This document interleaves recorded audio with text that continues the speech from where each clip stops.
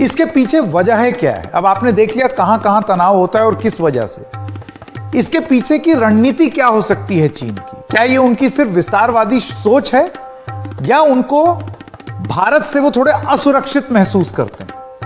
ये बात मैं क्यों कह रहा हूं, सुनिए कॉमोडोर उदय भास्कर का क्या कहना है। अगर हम भारत और चीन के बीच में जो तनाव है उसकी जड़ या बुनियादी जो पहलू हैं उनको अगर समीक्षा करें तो मुझे लगता है कि इसके 3 अलग अलग पहलू हैं।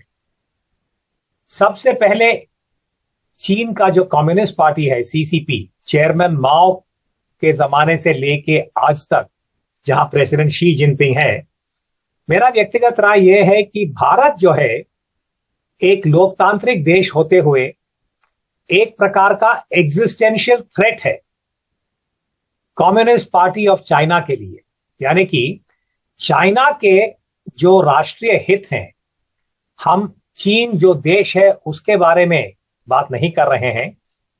जो चुनौती है वो communist party of China CCP जिसको कहते हैं, उसके लिए अगर भारत एक लोकतांत्रिक देश इस प्रकार का आजादी के बाद 1947 अगस्त में भारत आजाद हुआ था, 1949 में लॉन्ग मार्च के बाद कम्युनिस्ट पार्टी ने चीन का कब्जा किया था।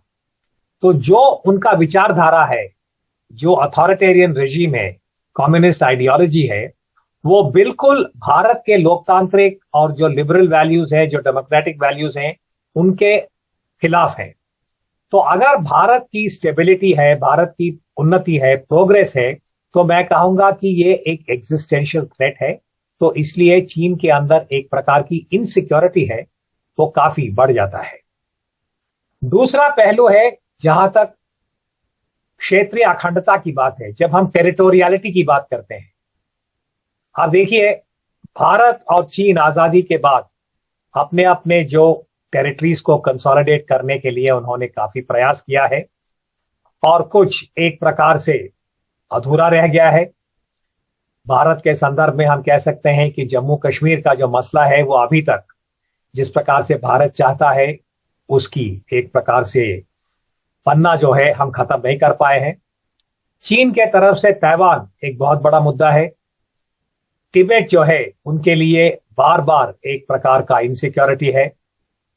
उसके अलावा जो चीन का जो पेरिफेरी है उससे वो बहुत चिंतित होता है, क्योंकि चीन को ऐतिहासिक रूप से पिछले 3000 साल से जो सेंट्रल चाइना, जो हान चाइना है, वो अपने पेरिफेरी, अपने नॉन हान माइनॉरिटीज से वो बहुत चिंतित होते हैं और ये एक बुनियादी लक्षण है चीन का। और तीसरा मैं कहूंगा कि पिछले 10-15 साल की बात है, जब से भारत और अमेरिका के बीच में जो रिश्तेदार बायलैटरल रिलेशनशिप जो रिश्ता है, जैसे वो बेहतर होते गए हैं और 2008 में जो भारत को परमाणु मुद्दे के ऊपर सिविलियन न्यूक्लियर एग्रीमेंट को लागू किया गया था और भारत को एक्सेप्शनल स्टेटस दिया गया था, उससे भी मैं कहूंगा कि चीन बहुत ही चिंतित हो गया है। और ये कुल मिला के ये जो इनसिक्योरिटीज हैं, अलग अलग तरीके से वो उनको कैलिब्रेट करने की कोशिश करते हैं।